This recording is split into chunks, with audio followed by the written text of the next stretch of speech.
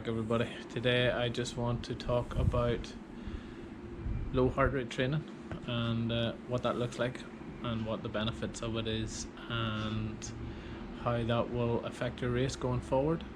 With 17 weeks left to the Delirious West, I think now is the perfect time to be doing it. I've probably been working on low heart rate probably about the last 4 or 5 weeks. Hopefully it's something that you've already thought about, something that you're already working on.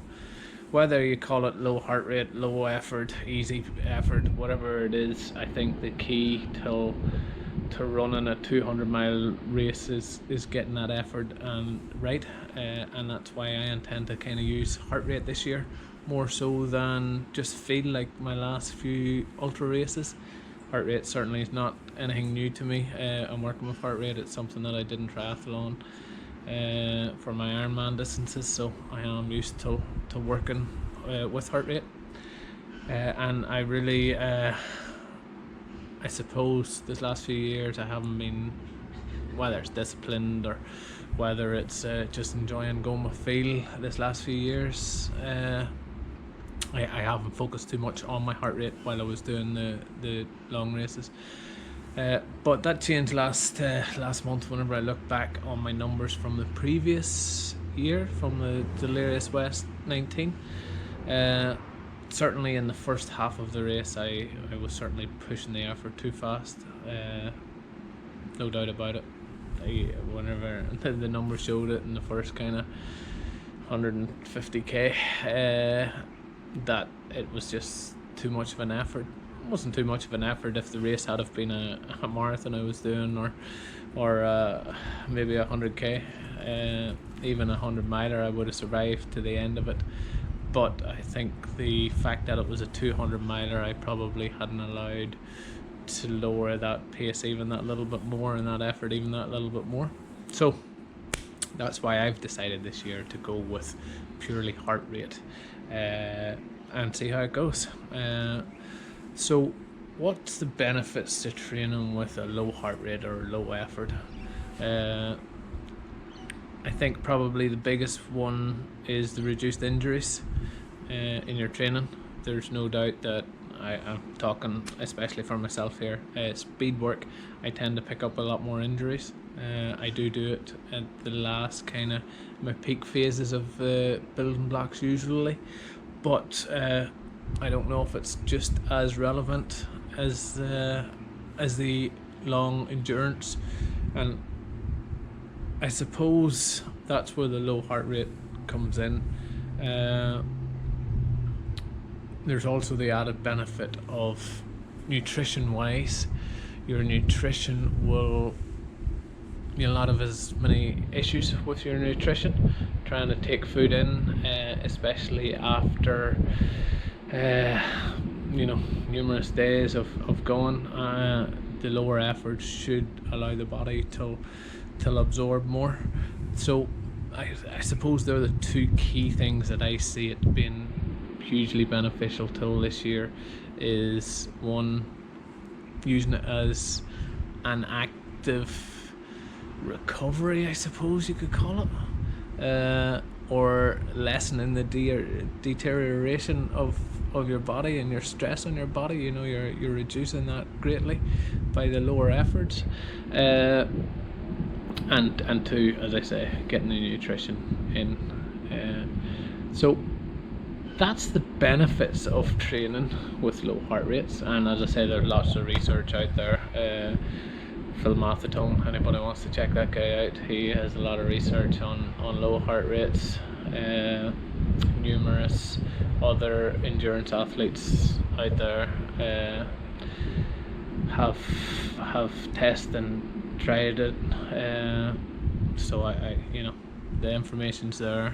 It's Dave Scott, one of the top Ironmen of all time, world champions, has used the low heart rate method, and it's proven to work. So look, the information's all online. Go, feel free to grab it. The big takeaway that I would want people to grab from this video is that if you're not going with a low heart rate and you're going with effort or perceived effort, be very careful, because what you perceive to be easy, and certainly what I perceive to be easy, is always higher than my easy heart rate.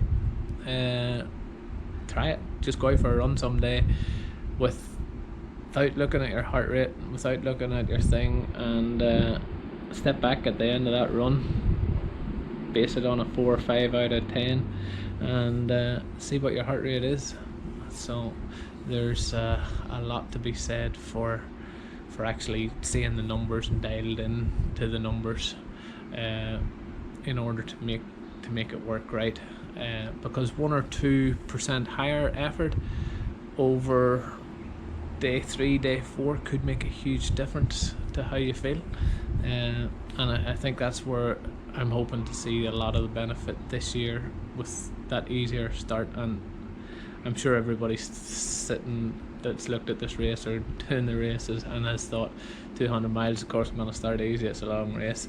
I said the exact same thing last year. I knew that I had to pace it, I knew that I had to go easy, but you get caught up in the moment, you get caught up running, you feel like you're running easy. I honestly thought I was running super easy last year until I looked back at some of my peaks in my heart rate, and it was clear to see that while I was running easy at times, there was a lot of times where I wasn't running easy, and that's what I want to be focusing on this year. What's the challenges of training with heart rate? I've just kind of alluded to it. That one, you have to be very restrained. So if you're out running in groups or out running with other people and you see them bombing on and shooting on past you, it's very hard to show that restraint and ease off. Trust me, you will get fitter by doing it, and you will get faster by doing it. But there and then in that moment, it's very hard to let somebody go and go, yep, I'm just training today with my heart rate, and I'm gonna do my own thing. But if there's one thing that anybody takes away from this video, it should be that your heart rate is not the same as somebody else's heart rate. Your training block, or that time of your training block, so you might be out running with somebody that's peaking for a shorter race, you might be just in the base stage and getting ready for a long 17 weeks ahead. So you are at different levels of fitness. You know, you gotta run your own race, your own training session, do what's right for you, what's right for your body, and don't be pushing it, because as I say, if you lose kind of 2 weeks till an injury now at this stage, it's 2 weeks that you don't get back of training. So that consistency is definitely going to be key. That's certainly the toughest aspect of going easy and using a low heart rate. The other thing that I find is trying to know what number to go with, what heart rate you should be running with. And people ask me all the time, what should I be running with? Should I be running with 135 beats like you? Everybody needs to do their own test and their own kind of take on it, find what works right for them. As I say, Phil Matheton's system of 180 minus your age is usually fairly accurate for most people, and especially the long endurance stuff that we're doing. It certainly kind of falls into that bracket, that just even slightly easier than that. As I say, I'm going with 135 this year because I know that my kind of maximum heart rate is 180, and you know, I can work out back from that down into my low zone ones. And as I say, there's calculators online, there's more books and articles that you can read about it out there. I'll maybe try and get something up in ultramadman.com over the next couple of weeks on identifying them low zones. But certainly take the time and try it out. your lows or your heart rate zones will adapt as your fitness gets higher. So your 135 effort, that's easy at the minute, or that's easy for me at the minute, not use, easy for me at the minute, is as my fitness gets on, I can maybe push it to 137 or 138, but it's knowing that resting heart rate and looking at them numbers and getting used to how them numbers feel while you're running is the key, and showing that restraint. So I do urge you to get out there, try it in real world, but either way, coming up to the race, I honestly feel that easy effort and getting used to going easy, getting used to walking whenever your heart rate goes up, and getting used to taking as much effort and being as efficient as you can out there for this race is going to be the key. So I hope that's give everybody something to think about. Let me know your thoughts on it, please. Let me know how you train, if you have been using low heart rate, if you find much benefit from it, if you maybe throw in some intervals then later on in the kind of training blocks towards the end of it. You know, let's put some comments up on the YouTube page below in the descriptions, so that others that's watching these videos down the line can get some benefit from them, and yeah, hopefully we get people completing a lot more of these long endurance races out there, showing them that they're capable of doing anything they put their mind to.